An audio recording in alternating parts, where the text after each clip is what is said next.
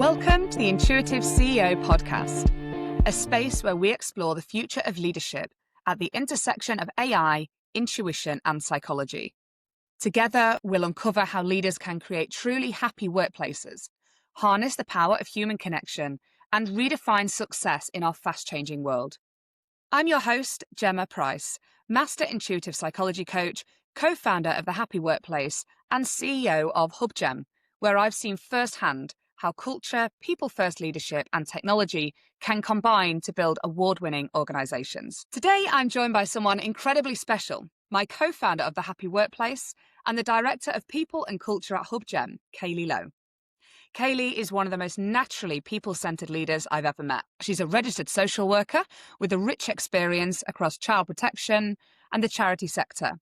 She brings that depth of empathy, emotional intelligence, and human understanding into every environment she touches. At HubGem, she's built her entire HR and people function from scratch. Her work has underpinned the culture that helped us earn national and global recognition, including a place on the list of the world's happiest workplaces. She blends social work frameworks like the PACE model with modern leadership, psychological safety, and values-driven people strategy. Her passion is creating workplaces where humans feel safe, seen, supported, and able to flourish. And the Happy Workplace truly wouldn't exist without her. I can't wait for you to hear her wisdom on what makes culture thrive. So, Kayleigh, thanks for joining. Thank you so much for having me, and what a lovely, warm welcome. So thank you for that. So we are going to explore a little bit under the surface of the human side of leadership. So you've spent years shaping our award-winning culture at HubGem. So what do you think most leaders still misunderstand about what makes people really happy at work?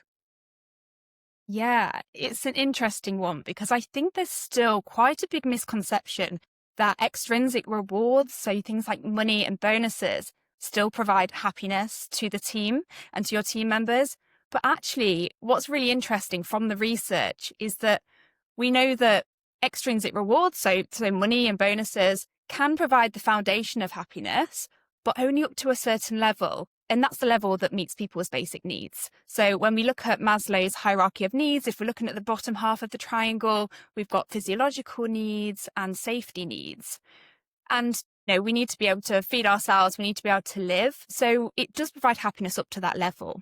But what the research shows is that actually after those needs are met, then it diminishes significantly in terms of happiness in comparison to intrinsic motivators. It kind of plateaus at a certain point.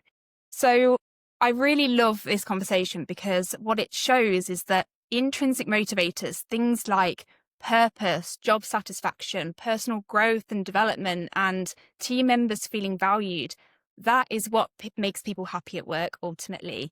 And that's what works long term. So I think it's really important that as leaders, we have that knowledge and we have that insight in order to best support our teams and know what actually makes them happy long term.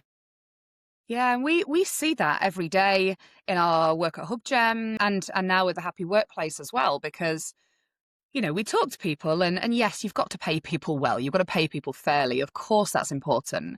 But actually, when it comes to it, you spend a lot of time at work. And so it's got to be somewhere you feel you belong and your ideas are valued. And yeah, it really shows up like in everyday conversations, doesn't it?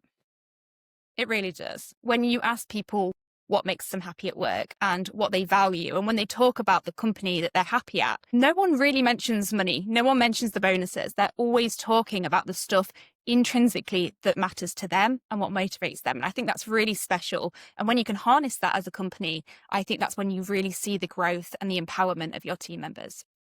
Yeah. And I guess on the other hand, we've all experienced or know of people who've experienced, been unhappy at work, and then the impact that then has on lives as well.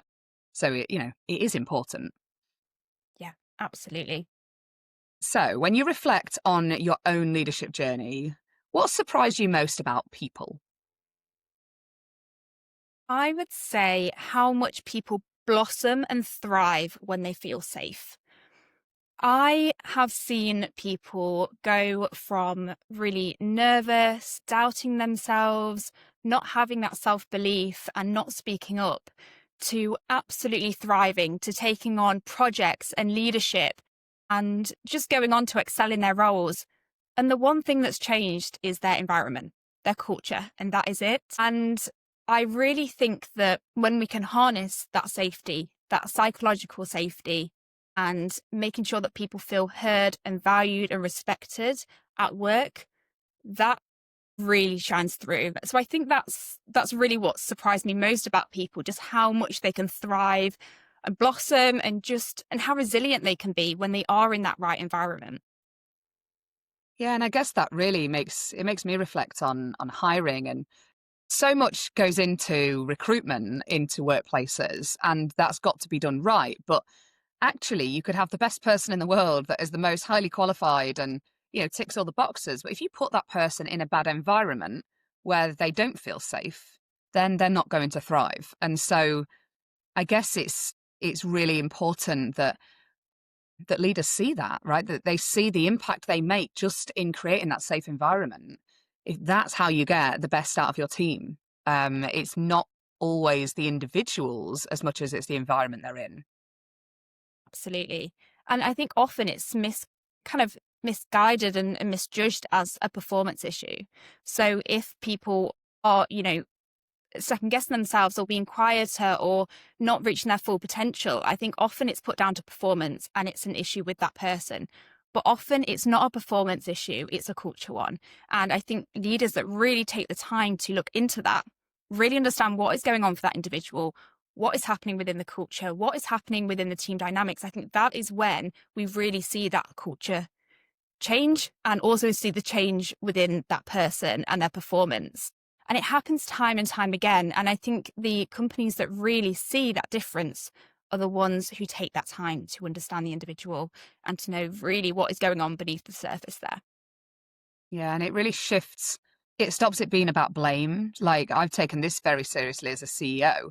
If someone's not thriving at work or not performing, and the first thing I will do is, wow, how have we created an environment where this is happening? What's my contribution to this as a leader?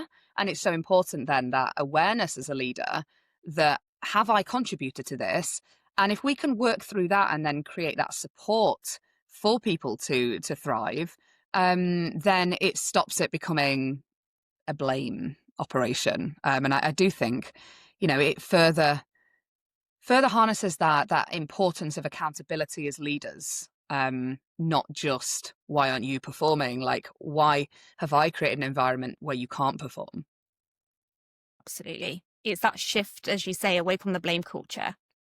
And when that happens, it creates psychological safety. I think we'll probably go on to talk a little bit more about this, but psychological safety is where people feel that they can make mistakes and they can speak up. And all of that builds into the trust and the relationship between leaders and their teams. And that is where the company ends up thriving. Yeah. So obviously you've had a bit of an interesting journey into the culture space and into business, because your background was actually in social work, working with children and with families. And so I'd really love to understand, like, how have your experiences in social work and child protection influenced the way that you lead and build culture in a business environment? Like, are they transferable skills? Gosh, yes. In short, I use social work in every single thing I do now, in all of my leadership. That experience underpins absolutely everything that I do. And I owe a lot to that experience because of that. I wouldn't be the person or the leader that I am today without having that social work experience prior. And I think the biggest area that social work taught me, one of the greatest kind of lessons, is that behaviour is communication. So often people aren't difficult for the fun of it or for the sake of it. When you are facing challenges, it's because people have an unmet need or they are operating from fear. And I think that's really important as leaders that we understand. It allows us to go beneath the surface and understand what is going on for that individual. And it ties back to the conversation about the wider culture, what is going on for them, and not taking it at face value. Also not allowing our chimp brain to, hear the challenge and to run away with it and to build up our defenses, and it gets into kind of a back and forth battle. Behaviour is always communication. And that's the same in social work. It's the same in workplaces. It's the same when we're dealing with humans, it's the same wherever we go. Yeah. Yeah. I was just thinking, these are human skills. These are, that it is all about communication. It is all about human skills like empathy and being able to listen. And as you say, emotions are felt across the board, whether you're dealing with children or families or team members or employees. It really, having that level of emotional intelligence and relational intelligence in how we communicate with each other is key in any environment. And I'm really excited that leaders are becoming more aware of this. Absolutely.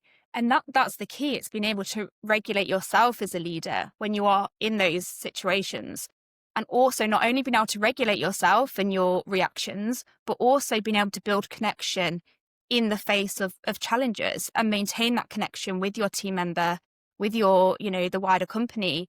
In some of the most challenging situations, I know definitely from social work, we were dealing with such heightened emotional states, some of the most sensitive and difficult and hard environments that people could ever be in. And I definitely had to learn to be able to regulate myself, being able to reflect and go inwards and make sure that when somebody is reacting, that actually I need to be there for them. And I need to balance my chimp brain with my human brain, being able to manage that situation. And then also in that really difficult situation and circumstance, being able to really maintain a relationship and connection with that individual. And that is the same for leadership. You will have to have hard conversations and there will be difficult situations that come up. But actually, if you can maintain that relationship and connection throughout, regardless of what the situation is, I think that is a really amazing skill to have and something that makes such a difference when you do have to be in those situations. Yeah, I agree. And I think the word you used there, you said react. And I think that's really, really interesting because so often when we see, miscommunication or we see difficult relationships, it's where we're reacting rather than consciously or deliberately responding. So actually, it often becomes my need. If I'm operating from fear myself, then I'm going to be defensive or I'm going to be more, I don't know, more challenging or whatever it is, maybe more intimidating in a situation if I don't feel safe. And that does show up in leadership. I've had that experience myself where I've been in workplaces where I've gone to a leader with the need or, navigating a challenging situation with my line manager. And then ultimately the response I have got has been, I know now, come from a place of defensiveness and fear about probably their own fear of failure or fear of judgment. What actually then happens in that scenario is that the communication just stops because you're not listening and then responding appropriately. Instead, you're both going into, well, they're not really listening. And they're like, well, defending themselves. And you end up losing that communication. And actually, communication is everything in life, in business, any relationship. So you've mentioned a couple of times psychological safety.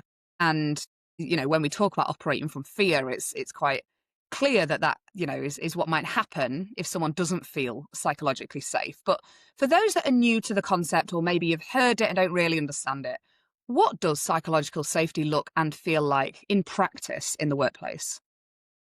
Yeah, it's a great question. And we don't talk about safety enough, I don't think, as workplaces. When we talk about safety, we think of health and safety, or we think of, are you safe at work? Is your, your DSE assessment being done? But actually, I'm really happy that we are starting to talk about psychological safety more. It's so important. It's that emotional safety where people feel that they can be open, honest, make mistakes, and raise concerns without fear of judgment or repercussions from the organisation. And I think the best way that I can use to describe psychological safety is just feeling like you're exhaling, particularly if you haven't been in a psychologically safe environment previously. It's that, oh, I can breathe. I'm not in fight or flight, and it really releases you from that fight or flight response. In terms of how that kind of looks like in practice, when you're hearing people saying, in a meeting, I don't understand, or they're admitting mistakes before you as a leader have even noticed them, that is a really good indicator that you are in a psychologically safe environment. People feel safe. They feel that they can bring their full, authentic selves to work. They don't feel like that they have to keep quiet or hide anything. And I think a really key indicator that does raise some concerns is if you're not getting any feedback, or the feedback that you are getting is very surface level responses, very generic, or getting told what you want to hear. And I think they're really good indicators and signs in terms of, okay, something's going on here. Let's just see what we need to work on. Yeah, and then again, it comes down to them conversations, doesn't it? And creating the safety, and then opening up the opportunity for connection. So, I love when I get to sit down with a member of my team and I say, how are you? And yes, I want to know about work. Yes, I want to know about the project updates and all of that. But really, when I say, how are you doing, or how are you, what I'm asking is, how are you as a human? And there's an element of then connection. If they're able to sit there and say, actually, I'm a bit worried about this, I'm a bit stressed about this, if they feel safe to show that sort of vulnerability, then it enables, it also takes the pressure off leaders, right? I'm able to sit there and go, you know what, yeah, I find that hard too. And then you connect again. Whereas if people don't feel safe in their environment to admit that they're maybe not firing on all cylinders, or they're not operating at 100%, if they feel like they're proving something all the time, then they're not showing up authentically. And then that is felt. Ultimately, we're social creatures, right? We've evolved to connect and communicate. So if people are then showing up, telling you what you want to hear, or hiding who they really are, or hiding how they really feel, then I will pick that up and think that person's not being authentic. What's up with them? You start getting into that blame culture again, and it can spiral from there. So I guess a big part of this is empathy and connection. But I guess when we're talking about business, we are in a workplace. There are targets to hit and there's challenges to overcome. So I'd love to hear your take on, how do we ensure that teams feel cared for, but also are challenged to grow and can overcome challenges in business? Yeah, it's a great conversation because I talk to leaders about this a lot. I think there's often a misconception that the two are at complete opposite ends of the spectrum and you can't do both. But that could not be further from the truth. The two need to go hand in hand. And as a leader, as a successful leader, you need to be able to balance those effectively. So it's balancing the empathy. So the empathy in terms of, thank you for sharing that. I hear you. That sounds really stressful. And balancing that, then following up with the accountability side. I believe you can achieve this, and let's work out how together. And that is how you balance that. It is supporting, but it's also, I care about you enough to ensure that you are achieving and to, be in your best self. I believe in you. I believe you can achieve this. Let's work together on how we do that.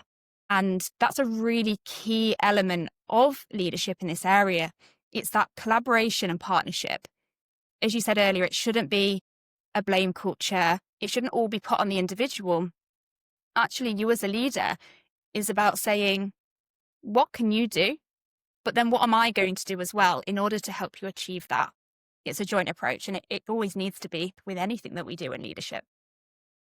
Yeah, and actually, in my experience, within HubGem and in a place where, we do have a really strong culture, what you find is that if then you do encounter a challenge, so let's say there are still performance challenges, then ultimately everyone's aware of them already because you've got open lines of communication and because you are showing up with empathy.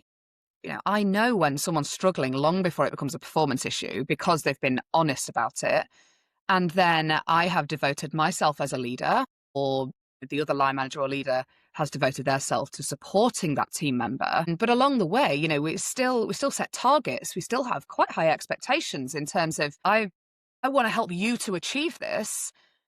And with that, we still set KPIs and goals, and we will still report on is that person achieving those goals? Because in business, we need to be able to say, look, I need you to achieve this goal. What can we do together? But it is about a joint effort, as you say. It's about the leader having some accountability and the team member having that accountability and creating the environment to support. And should there still be concerns, then as long as we're leading with supporting all of the way, we do as much as we can to support them to achieve, then actually it comes down to the question of, is that the right person in the right job? And, and then that's, if they feel safe enough, then they'd express, actually, maybe it's not for me. Which is the other thing. You don't want people sort of quiet quitting, right? Where if they don't feel heard, well, I've got the job anyway, I'll just fly under the radar a bit. Yeah, absolutely. And those honest conversations can really open that up for an individual. You can talk through it and you can coach them and support them with the task, the role itself. And like you say, they may realize that actually, after talking this through and really being supported with it, this may not be the role for me, or my strengths may lie in a different area. And that can help you as leader to understand where their strengths lie as well. So that partnership and collaborative approach leads into a really good solution often for everybody, depending on what is right for both the company and for the individual. So what happens? We've grown HubGem from the ground up, but you see big companies, and obviously there's a big leap between small company growing and bigger and bigger and bigger companies. So in your experience, what have you seen happen to culture when an organization is growing or there are, pressures on it? I think in the period of rapid growth or pressures, I think that's when you see the true culture. It's when it's really put to the test. And there's a few things that happen in a business when that's the case. Firstly, teams instinctively look for safety. They look for cues and guidance from leaders. Is this a safe place to be? Is my job safe? Are my leaders unsettled or wobbly? And all of those micro behaviours are amplified. If a manager is going into meetings and being stressed or using a concerned tone, people pick up on that. Those things and those cues hit harder for people.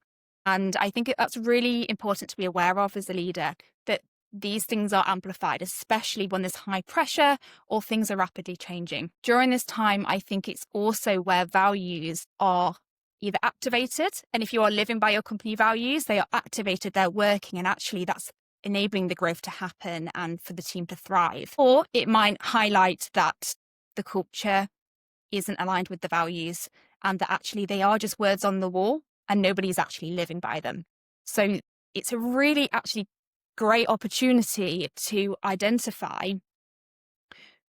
where are the gaps in our culture? Where are there gaps in how we're showing up with our values? It's a really good exercise, and I hope in the best way that every organization can experience that and go through it, because it highlights the areas that need strengthening and then also the areas that are working well. Yeah, absolutely. I do agree. When you're under pressure, and that comes with scaling a company, having the culture there, been intentional with that culture from the beginning, so that it really does get tested as you grow. And you know what I found from my perspective as the CEO is that because we've created that environment, actually, I also feel safe. Because it's very easy to assume that when we talk about safety and we talk about team and challenges, that it's all about the team. And somehow there's this person leading at the top who's got it all together and knows everything. And you can almost end up with that us and them, like they're separate. In reality, in most businesses, that is not the case. In fact, the opposite. The CEO or the managing director or the founder or whoever it is cares deeply. You have to care in order to do the job. And so the culture and the safety is also then felt by the leaders. I've had, whereas we've been through what I'd say are probably quite normal but still painful challenges of scaling a company, there's been times where I've struggled. There's been times where I've had to turn up for a team call, lead the company, and I don't have the answers. And no one is feeling the fear in that moment as much as me, because I need the answers, pay the team, and I've got all them things. And actually, that's when the culture this isn't all about building a culture for the team. Actually, it's for every single person in, and I would go as far as saying also with clients and customers and anyone that deals with the company, because what it's meant when we've been under pressure and had challenges to overcome, I have felt safe as a leader to turn up fully, authentically, and sit in front of the team and go, okay, guys, this is hard. We're in this together. Here's what I'm doing. I understand if you're struggling. I'm struggling a bit too. Let's have a look together. And actually, it really, the culture then becomes the glue that holds the team together to navigate that. And I know that that's been key in my journey. And yeah, I think it's important to stress really that a good culture doesn't just benefit the wider team, it benefits the leaders. Absolutely. And you do a brilliant job at this. It's showing the vulnerability as a leader. It's so important when we talk about psychological safety and enabling people to feel safe. It is when the leaders are vulnerable, being able to show up to a meeting and say, okay, we're going through this, we're in it together. I don't have all the answers, and that's okay. It's about just knowing that the team are there with you and the team knowing that you're there with them as well for every step of the journey. So yeah, absolutely couldn't agree more. Yeah. And it really comes down to, it comes down to being safe, and also, with my coaching hat on here, but being able to sit in discomfort and be okay with emotions and see that emotions are messengers. They are just communicating something. And so, I don't get me wrong, I don't turn up to a team call losing my mind and going, oh my God, because I'm aware of the impact that will have on the team. But, there's been calls where my voice has probably wobbled a bit, where I'm hanging on in there and I'm like, okay, guys. And you know what?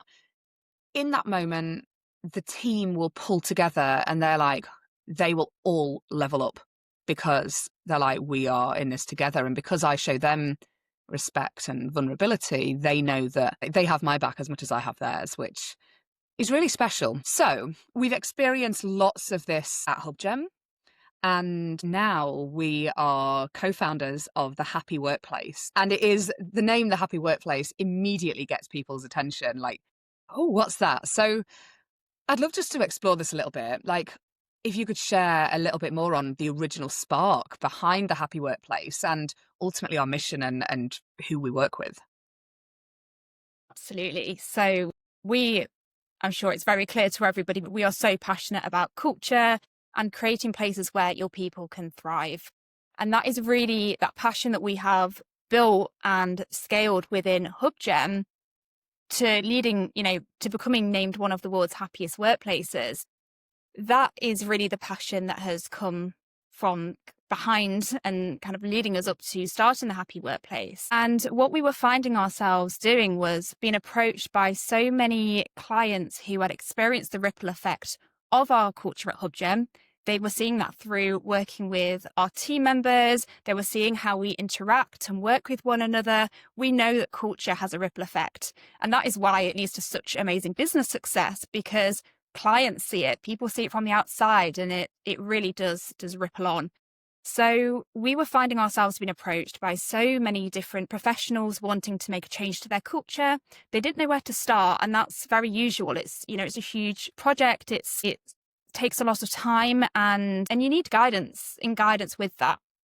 So yeah, we were finding ourselves being approached, weren't we, by lots of different people. And that is really where the Happy Workplace was born. We knew that we could use our expertise and guidance and evidence-based tools and methods to help other people do the same that we had done. So that is where we were born. And what we do now with that is we offer culture consultancy, intuitive psychology coaching, and leadership programs in order to really support teams. And we work with the person within the organization, whether that's people leaders, HR directors, wellbeing and culture leads, or whoever is leading that culture change. We work with them to lead that change themselves. And for us, that is how we work a little bit differently. We talk about this a lot, because we would never go into an organization and say, we're going to lead your culture transformation project ourselves. We're going to do all the focus groups and the surveys. You can step aside and we will lead that project, because ultimately the best person placed to lead that project is the person within the business who knows the history, the values, and the very subtle team dynamics that an external consultant will never fully be able to experience. So we absolutely love partnership and partnering up with the people within the organization in order to make that change. So yeah, it's really special, and it's something that we're really excited about because it makes such a difference. Yeah, we've not just talked the talk here, we've lived it and we've experienced it and we've seen how it works. So now, we put together a leadership program to help bring the values that we champion so much and that we've experienced, and bring it into something that companies can roll out themselves whilst we support, as you say, the people leaders to deliver that change. One thing that comes up for me, and I see this on LinkedIn, is, lots of companies will say they value wellbeing and culture. We pay for perks for our team or whatever it might be. So that means we value culture, boxes ticked. But as we know, it's not quite like that. So when we say culture is got to be lived and championed by the leaders and ultimately by everyone in the team, how can leaders turn good intentions that they have by, defining values or saying they care about well-being? How can we turn that into real behaviour change in a company? It's so true, isn't it? I think when a company says that they care about well-being, but actually the team has unmanageable workload and there's no wellbeing check-ins happening and people feel burnt out, the team hears the behaviour. They don't hear the intention behind it or the wellbeing strategy that's written down somewhere. They really feel the behaviours, and that's the truth ultimately. And for leaders, I think the main first step to translating those good intentions into behaviours is to get crystal clear on what those intentions are. Not what you think they should be or not what you think other companies are doing, but what does your company need, and get to grips with the why behind that. Really understand why you are setting that intention in the first place. And then what I would always recommend is on a daily basis or on a weekly basis, have a look at that intention that you have set for the week and identify, how have my behaviours matched up with the intention? How have my behaviours not matched up with the intention? And what message has my team received from me this week that reinforces that intention? And that will really require that critical self-awareness, that observation of your own behaviours and being so on it. And that's work in itself. And that's something that we work a lot with leaders on, because you need to be so critically aware of yourself, almost like your life depends on it. You need to be able to pick yourself up when your behaviours and your micro behaviours are giving a different message to the team to what you're saying. So they would be my main kind of key takeaways from that for leaders. Yeah, and I guess, so you've got an environment where the leaders are really bought in, really dedicated and genuinely committed to well-being and culture of their team.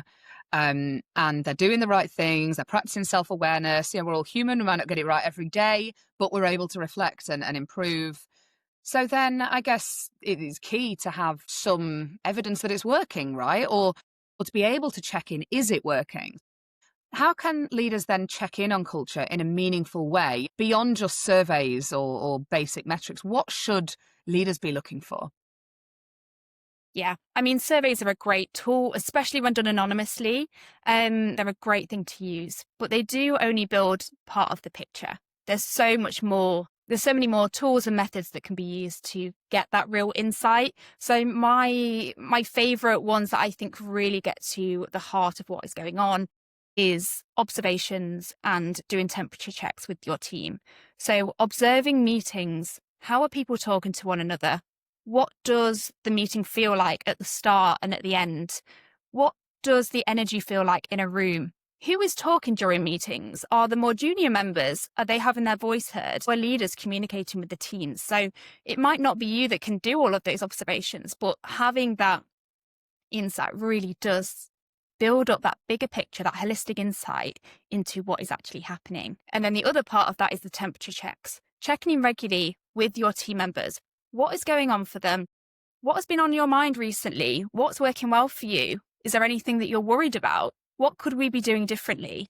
And doing those temperature checks allows you to proactively make changes before they become an issue.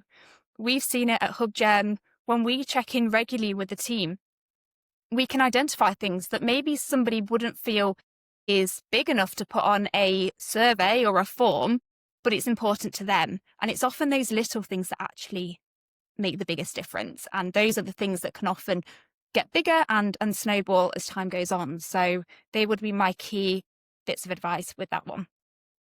Yeah, and also that, this is lived day to day. This isn't once a year we send out a whole company annual survey and that's the box ticked, right? It really is about this regular check-in, because someone might have something going on outside of work that they don't feel they want to raise. And, in the past, I think workplace might have been like, keep work and home separate, but actually we are one human. So if we just notice on a team call that a member of the team is quieter than usual, or maybe their body language they don't see themselves, then intervention at that point, not forcing, but do you want to have a chat? Are you okay? Or just going and checking with leaders. How's that person doing? Are they all right? How's their workload? And then what you find if you've got the culture there is that people will be safe or feel safe enough to share. So we referenced right at the start of this call, we referenced the PACE model, which I know is something we sort of implement and live by at HubGem, both internally and with our work with our customers as well. So this is around playfulness, acceptance, curiosity, and empathy. And it comes from your social work background, and sort of you brought that into leadership. So how does it transform into a business setting, and what does it look like in practice? Yeah, so I personally love the PACE model. I think it's so effective. It's a way of communicating that enables other people to feel safe. And it was actually originally designed by Dr. Dan Hughes, and he used that within social care settings with children and educational settings to help them feel safe and to support communication and collaboration, so that you can work together effectively and build that safety within communications and within environments. So this is really relevant to the workplace. It's relevant not only with children, but with adults as well. So what we've done is we've adapted it to the workplace and how it applies. And I think it's particularly important in today's fast-paced environment, and we spoke about this a little bit earlier, where people are showing up to meetings. They might have had a really stressful day. They might have a lot of pressure on their shoulders, and they are showing up to that meeting quite defensive, quite stressed. And if we as leaders don't use the PACE model, it's very easy, like we spoke about earlier, for our defences to be up. And what happens is when our defences go up, it signals to the other person that this isn't a safe environment, this isn't a safe conversation to be in. And that leads to a lack of teamwork, lack of communication, collaboration breakdown. And ultimately that conversation isn't going to be go in the direction that you want it to. So what the PACE model does is it provides that safety. So we've got, as you say, playfulness, acceptance, curiosity, and empathy. And I think the main takeaway from that, I think a lot of people think that you do playfulness in the conversation and you take it off and then you go to acceptance and curiosity, whereas actually it's a dance between them all. You'll use them throughout a conversation multiple times. So just to give some examples of each one, you've got playfulness. And as adults anyway, and I think in workplaces, we don't use play enough. And this is another conversation that I think we could talk for hours about. But playfulness is about providing that respite within a challenging or hard situation to provide that breath, that sigh of relief when there's a little bit of a break. So it doesn't mean cracking a joke at every opportunity, but where it is appropriate and where it's right to do so, incorporate a bit of humour, a bit of lightheartedness that gives everybody that respite. So I've seen it before where people have had a really difficult thing to discuss and then somebody's gone, oh, that was a bit hard. Should we go get a cup of tea? Or oh, that was a bit intense, wasn't it? I think I need to lie down after that. And instantly everyone takes a breath and they all have a little, yeah, okay, let's get back to it. And so that's playfulness. Acceptance is accepting the person for who they are and what they're bringing to the conversation. You'll have heard of unconditional positive regard, and acceptance is saying, I hear you, and thank you so much for sharing that with me. It doesn't mean that you have to agree with absolutely everything that they're saying, but it's saying you're accepted and your viewpoint is accepted and heard here. Curiosity is so important, and I do think the world would look very different if everybody was more curious and open-minded. But curiosity is getting that level deeper, saying, I'm wondering what's going on here. Or could you help me understand that a little bit more? What was going on for you? What were you experiencing when this was happening? And that is so, so important for really understanding people. I think as leaders, what we can often do is, and as human beings, we hear something and our brains instantly join up the dots and think, I know what they mean. But quite often we don't. And we need to take that time to go a level deeper to really understand what they're saying. So that's where curiosity comes in. And then empathy. That sounds really tough. That sounds really stressful for you. I hear you. I'm here for you. Let's work through this together. So it's a dance between all of them. And when it's done, it is so powerful and it creates immediate safety within that conversation for your team and for your clients as well. Yeah. And we've seen it and we use it really proactively. If we have a difficult situation with a customer, because, the projects we're delivering are quite complex and involved, and that can lead to defenses coming up, because if I get this wrong, the level of pressure on me to get this right is too much, or I'm having to use a technology I've never used before, feel quite vulnerable because I'm usually the best at what I do and now I don't know, or any number of things.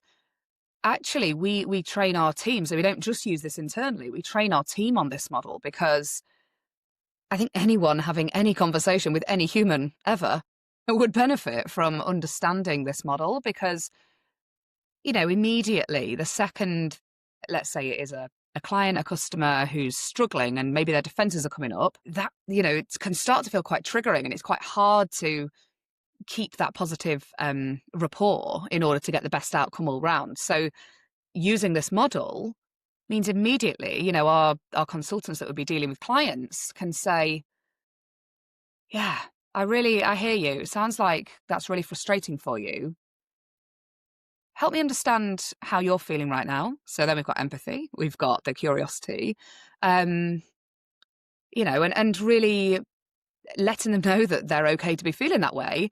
And then the playfulness, and this is something I do often. I do it without thinking, but exactly as you said, that was a bit tough, wasn't it? Or, I do need to lie down, or whatever it might be, or anything that just lightens the mood immediately. Even talking about it, you go, oh, yeah, that's fine. And so I really do think it's powerful. Saying that, it doesn't always come easily, especially all elements. So I'd be curious to understand which element of pace feels most natural for you and which one you find the most challenging.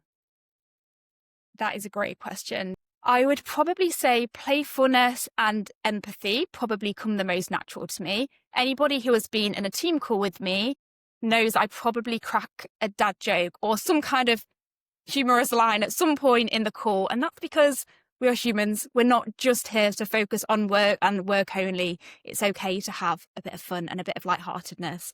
So that probably comes the most natural to me, along with the empathy side and really understanding and putting yourself in somebody else's shoes. The area that I would say has challenged me the most would be curiosity. And early on in my career, and I think this is the same for most professionals, that you ask the questions that you think you should ask, and you don't want to upset anybody or ask the wrong thing. And I think that can really limit curiosity, especially early on in your career. But as you grow in experience and confidence and learning about people and humans and psychology, actually, you build that confidence to ask what you actually want to know and what you need to know in order to really get to the heart of the person and what's going on for them. So that is a thing that I have definitely needed to develop and has developed over time. And I think we're always learning with curiosity. I think there's always more curiosity that we can show as leaders, as humans. And it's something that I really try to do every single day. Just be curious. Just always be curious as to what's going on and what's happening. Yeah. And seeing multiple perspectives as well. Again, there's an element of safety in that. Like I need to feel safe to not be the one that knows everything and assume my way of thinking is right all the time. And I do think that on the whole, if we look at the world, we look at politics, look at business, we look at society, I think curiosity is a value that is really important and maybe lacking. I think it doesn't help when we're in a world, where social media algorithms will feed us the opinions or the views that look the most same to ours, or the opposite, so that we can disagree. And actually, I think when you meet someone on a human level and you do connect with them and you accept them fully as they are in that moment, knowing that you don't have to agree with everything, then curiosity can flourish. And actually, the amount of times in business where I've thought I've known what was going on, and I have to make decisions based on that. That's my job. But then I've thought, you know what? I'm just going to check in with these team members and just get it from their perspective. And they've said something to me that I hadn't considered. And I hadn't fully, because I'm not in their shoes, and it's very hard to fully put yourself in someone else's shoes. And they've given a new perspective. And I'm always so grateful for that. And it has then shaped decisions we've made at senior leadership level, because I've gone to somebody who is just busy cracking on with their job day to day. And I've said, I'm thinking of it this way, but I'm also aware that I don't really know what it's like. Can you explain to me? But again, that does take perhaps a level of vulnerability. I have to be okay saying, I might not be right here. Let me get it from your perspective. So let's do a few quick fire questions to a little bit of reflection here. Because you are someone that shows up as very self-aware, as a really strong leader and a really human-led leader. What is a mindset or mantra that keeps you centered? Feel the fear and do it anyway. I love that one. Sorry, these are quick fire, but I love that one. And also the word yet. So I haven't done it yet, or I can't do it yet. For me, that just really resonates. And I think we all have that little mantra or word that really just gets to where it needs to be. And for me, that's feel the fear and do it anyway, and the power of yet. I love that. Okay, one leadership myth that you'd love to bust. That leaders should know all of the answers and do know all of the answers. Yeah, I feel like I've had to bust that one because that's a lot of pressure. Okay, your favourite book or podcast on cultural leadership? The Culture Code by Daniel Coyle, Culture Shift by Kirsty Bashford, both amazing books. And podcast, aside from this one, of course, is The Diary of a CEO by Stephen Bartlett. Yeah, really, really good at curiosity and contrasting opinions and helping to really see things from other perspectives. Yeah, I listen to a lot of Stephen Bartlett. The most memorable intuitive insight or gut feeling you've had and what you did about it? It's got to be starting a happy workplace. I listen to my intuition as a leader a lot, and it just felt right. It felt like the right decision to do. It felt that this was needed, and this was also the right time. And with intuition, I always know when it's happening and know when to follow it when it's a fire in your belly. When you feel that excitement and that fire, and you just know that this is the right decision. And you don't know how you know, but you just know something is pushing you towards it. And that is what we both felt with the happy workplace. And yeah, the action was we started it, and I'm so happy that we did. And yeah, we're already making a ripple in the world and helping create them happier workplaces. I think as well, I often ponder on the contrast between intuition and fear. And as you say, intuition feels exciting. It feels good a bit. I always say like a fizz. It feels quite, nice. And I want to do it. And I'm excited, or I'm really passionate about this. When something's coming from fear, it often feels quite restrictive. It feels tight. It feels like you want to avoid it. So I always think, intuition is like, I'm like a moth to a flame. I want to go this way. It's exciting. I'm intrigued. I want to do it. Whereas fear, there's a real sense of, no, I'm going to keep away from that. And you can have gut feelings against something, as in, I've got a bad feeling about this, but it's more like you're more aware of it. Something doesn't feel right. And you often can't, the logic hasn't caught up yet, but you're not like, run away. Oh God, I can't cope. There's just more of a subtle like, I wonder what it is. And for me, that invites curiosity in. And so as we approach the end of our conversation, and I've enjoyed this so much today, but I'd love to get your take on, if every CEO or leader or founder listening to this today could take one small action this week to create a happier workplace, what should it be? I would say to book in a temperature check with your team members and make it your intention to truly listen. Truly hear them and be curious and understand. And I think we'll all be quite surprised at what we can find when we do that. I love that.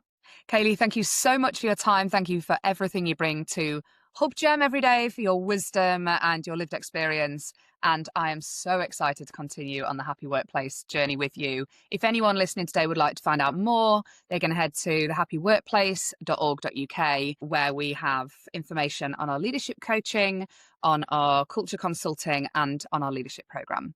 Thank you so much for joining me. Thank you so much. I've absolutely loved this conversation.